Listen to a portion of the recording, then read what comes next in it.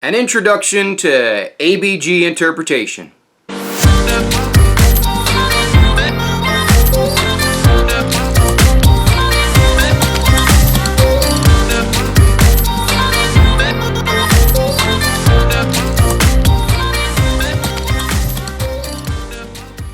Introduction to ABGs, part of my foamed vlog series where I'm just going to talk about educational topics.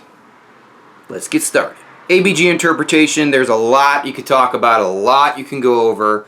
ABG is that universal monkey on your back for everybody that works in medicine, healthcare, nursing, take your pick. If you work inpatient in some level, you have heard the term or you've had to look at ABGs. And if you work in the critical care department in some way, shape, or form, work with the critically ill, especially if you work in the ICU or the ED, you're going to have to interpret ABGs. So I take a little different approach. I don't buy into the whole up arrow, down arrow, triangles, and all that other garbage. I have a couple things that I do, and it's what I teach my students when we're at the bedside and we're literally looking at one of our patients' ABGs. And I'm going to go through some of those things with you. And this is just scratching the surface, literally just scratching the surface. There's so much more we could talk about, and I don't have the means or the mode to do all the things I'd like to do, so we're just going to have a chat. ABGs. There's 4 elements to an ABG. You have your pH, your PCO2, your bicarb, and your PaO2. There's other pieces of an ABG or a rapid ABG that you can get in some places. They call them a ABG panel, an ICU panel. For our purposes, basic ABG interpretation, 4 elements. pH, talking about the homeostatic condition of the patient. Are they acidic or alkalinic? Talk about those 2 processes later down the line. The smaller the number, more acidic you are. The larger the number, more alkalinic you are. Period. That's all we need to know. PCO2 has to do with the CO2 level at that moment in time. The caveat is that your PCO2 is a calculated number on your ABG. Yes, it's a calculated number on your ABG. All of these numbers are a calculated number. They are not direct measurement. Even though you are drawing blood from the artery, these are calculated numbers, so keep that in mind. Your bicarb has to do with the buffering system in your body. How much sodium bicarbonate, how much do you have in your body at that state in that moment in time? All of these levels are fluid, and just because you looked at an ABG at time 0 doesn't mean at time 10 minutes it's going to be the same. It's going to be completely different. Conditions change. The homeostatic state of your patient will change. It will be in flux. And last is your PaO2, which is your oxygen saturation in your blood, and that has to do with the oxygen carrying ability and status at that given moment. It has a variety. All of these values can be affected by a variety of factors. So let's talk about the normal value ranges. pH normal value range is 7.35 to 7.45. Anything above 7.45, you are in an alkalotic state. Anything below 7.35, you are in an acidotic state. Period. That's it. That's simple. PCO2, easy number to remember because it reflects the same number, the last 2 numbers of your pH. So normal PCO2 is 35 to 45. Your pH is 7.35 to 7.45. Easy one to remember. Bicarb is a range from 22 to 26. I've seen 24 to 28. I've also seen 20 to 24. It varies greatly per facility. 22 to 26 is usually the most popular range.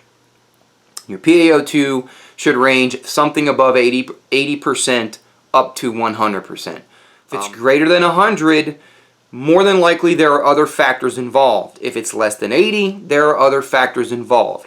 All you need to know is that the target should be greater than 80. If it's greater than 100, there are other things at play. We'll worry about that later. That's all you need to know at this point. 4 elements of the ABG with 4 different normal value ranges. That simple. 5 things I want you to take away as we scratch the surface of ABG interpretation. First one is, this doesn't live in a vacuum. There's absolutely no way that the numbers you're looking at stay that way, or they are not stationary. There are many factors that are going to affect your ABG.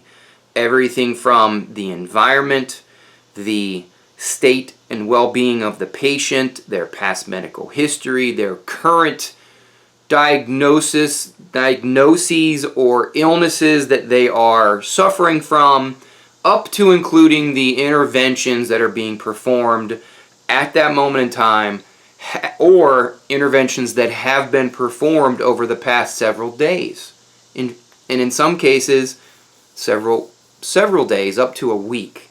So I just want you to appreciate that what you see is not always what you get, and that what you're looking at is up for interpretation, and that's the key, because this is an ABG interpretation. My interpretation might be a little bit different than somebody else's, as long as we agree on the state of the patient and do they require an intervention. The next thing, number 2, is every facility has a different normal range for those 4 pieces of the ABG puzzle. It varies minutely, but it will vary. So in my facility, the numbers on the screen should be blue colored. If they're not in the blue color, if they're in the red color range, then they're outside the normal ranges of what the facility is considering to be normal. That is going to be different than the hospital down the road, the hospital next county, or the hospital in the next state. It's going to be completely different based on a lot of things, the least of which is what kind of equipment is the facility using to process this data. Because what's the simplest way I can say this? Not every ABG is interpreted the same way. Just because you draw blood from the patient and you take the syringe down to the lab or wherever you take it, could be respiratory therapy doing it, there are different machines that are going to analyze the blood. Some are at the bedside with a handheld device. Others are huge machines that take up, half of a wall in another room. So just be aware that normal is not always normal. Number 3, one of the things that's dear to my heart is that I don't want you memorizing arrows. I don't want you memorizing acronyms or triangles. I don't want you to use memory tools as the only means for you to memorize these concepts, these numeric values. In the beginning, if you would like to use arrows up and down and the triangle and acronyms, sure, by all means, to start, that's what you should do. But once you have memorized the lab values and you have memorized the 4 cardinal disorders when reading an ABG, the logical and most important thing you should be doing next is memorizing processes. Memorizing the why. Why are you seeing what you're seeing? Why is the patient in that condition? Why is the patient responding this way? Why are we giving this intervention? You need to start memorizing processes and not values. First part of this, in the beginning, first exposure, initial couple times, or as you're getting used to it, you should memorize the numbers. Memorize the numbers to start with, and we'll go from there. Number 4, which is a concept that I want you to start thinking about when you look at ABGs and you decide on what imbalance they have, is that I want you to think of what is going on. Is it a ventilation problem, an oxygenation problem, or is it a pH imbalance problem? Now, it could be all of them. It could be none of them. It could be one of them. I want you to start thinking about that. You don't have to have any of those answers right now. What you need to understand is the answers to those questions are going to direct your intervention. And I think all of us out there are interested in understanding the intervention ultimately. You have to read and interpret, analyze before you can actually plan an intervention or take part in the intervention. So, one step at a time. I want you to at least start listening to the words ventilation and oxygenation at the very least. And last but surely not least are the 4 common imbalances that we're going to see when interpreting an ABG. It's very simple. It has to do with whether or not it's respiratory or metabolic, and whether or not it's acidic or alkalinic. It's that simple. So you're going to have respiratory acidosis, metabolic acidosis, there's 2 of those, or you're going to have respiratory alkalosis and metabolic alkalosis. 4 common imbalances.